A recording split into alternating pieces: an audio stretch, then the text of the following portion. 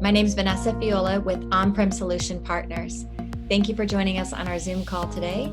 Over the next few minutes, we are going to be talking about the importance of digital asset management and really the digital media supply chain as a whole, and how to keep DAM momentum moving forward, especially in today's environment.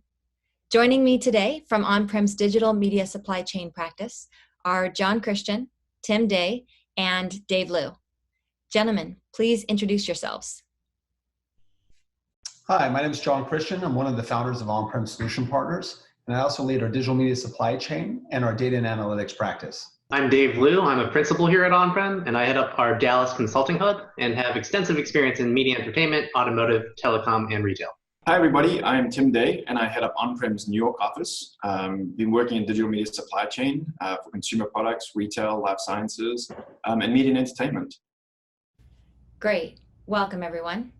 John, can you talk to us about the environment that we're in today and how that impacts DAM and the digital media supply chain? Thanks, Vanessa. In light of recent world events, we're seeing unprecedented change in how businesses are operating. We're being forced to work from home. Some companies are completely shutting down. And we thought that this would be a good opportunity to look at basically our definition of a mature digital media supply chain and see how that's impacting these companies in this particular environment. And when we say digital media supply chain, I think it's pretty good to actually set a definition of what we mean by that. When we're talking about digital media supply chain, we're speaking about from initial content creation all the way through end user consumption and all of the technologies, processes, and governance that needs to be associated with those interacting systems.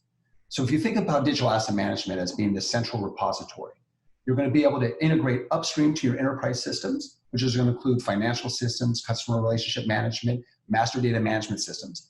And then your downstream systems, which will be your websites, content management systems, your streaming portals of that nature, and then basically all of your middle systems or the glue that's going to tie everything together. So workflow solutions, review and approval, transcoding solutions, really things that are going to be automating the digital media supply chain process. And Tim and Dave are going to speak about some of the advances to the maturity of the digital media supply chain process and how that's actually functioning today. Thank you. Tim, how are you seeing companies deal with the impact of working from home and perhaps thinking about that as a new business model? I think honestly, it all depends on the maturity of the company's existing digital media supply chain and whether they're at the crawl, walk, or run phase. So at On-Prem, we developed a model that helps assess companies with where they are on their digital media supply chain journey. So if we take it to two ends of the spectrum, I think companies that are at the crawl phase, they're actually seeing a lot of their inefficiencies being magnified by this issue that's going on. And so if you look at an example of how these companies are operating today, a lot of times you'll see they have siloed systems, they have hard drives of content, and even sometimes agencies control their content for them. And so this actually creates a lot of manual process, which is oftentimes reliant on paper as well as email, which is really an unstructured form of workflow. And oftentimes in some of these larger companies, we actually see that they're not having their content accessible outside of the firewall even. So from their perspective, being able to work remote and provide self-service of their content is actually not possible. However, if you look at companies that are on the run side of the spectrum, they actually have a lot more mature capability. And so from their digital media supply chain environments, what you'll see is they have remote access to their tools. They have traceable workflows that are often orchestrated through workflow engines. And they also have automated reporting and so content distribution that actually pushes content out to their publishing endpoints. So what we see is the companies that are at the run phase, they're actually business as usual. Interesting. Dave, can you give us some insight into additional ways that a mature DAM can help companies nowadays?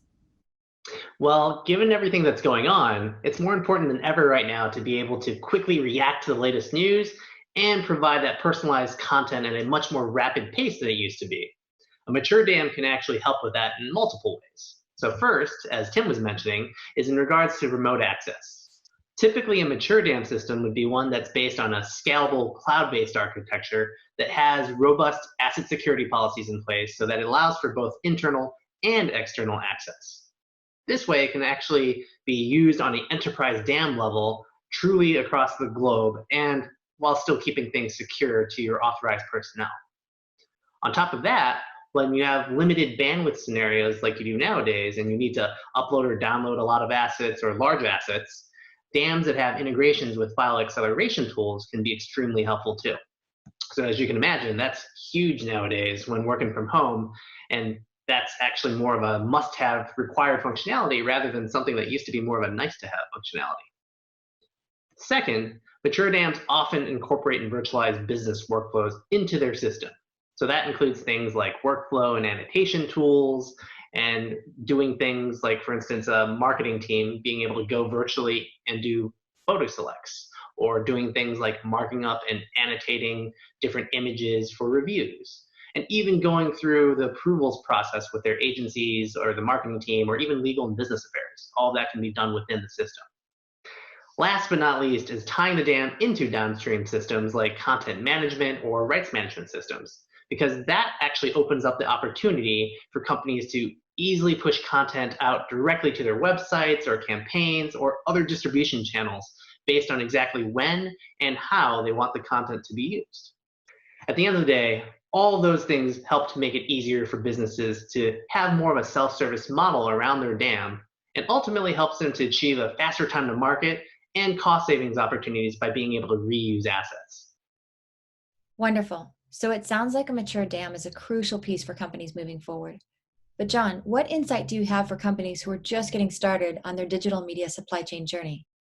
So implementations can be hard. They can be really hard. So the first thing is to actually try to start small and then iterate throughout to extend the basic functionality of the system. At on-prem, we actually have a methodology that encompasses core, which is the minimum viable product, and then goes into an accelerate phase, which actually does iterative bursts throughout in terms of functionalities. So think about starting with a given business unit, a given territory, and a given set of use cases. Model for exactly those use cases. But the secret sauce is that you model for that use case, but it has the ability to scale to the enterprise. Now on the integration point, again, start simple. Think about integrating to things like single sign-on and upstream systems such as master data management. And then as you begin to iterate across different business units, you can encompass additional integrations that are critical to their core business. From a UX standpoint, it's critical to think about that particular business unit. User experience is going to change from business unit to business unit, and it's critical that you capture those elements to actually reduce change management. And then last but not least, governance. So keep in mind that this implementation is not going to be a one and done. It's going to continue to extend, and you're going to have to continue to sustain those existing user groups that you're bringing on. So how are you going to appeal to the new business users and units that are coming on? And how are you actually going to support the existing business units on in the successful process? Awesome. Well, that's all we have time for today. So thank you, gentlemen, and thank you all for watching us. Please join us at onprem.com, where you'll find more on all things digital media supply chain and our on-prem masterclass video series. You'll also find additional thought leadership. So until next time, bye.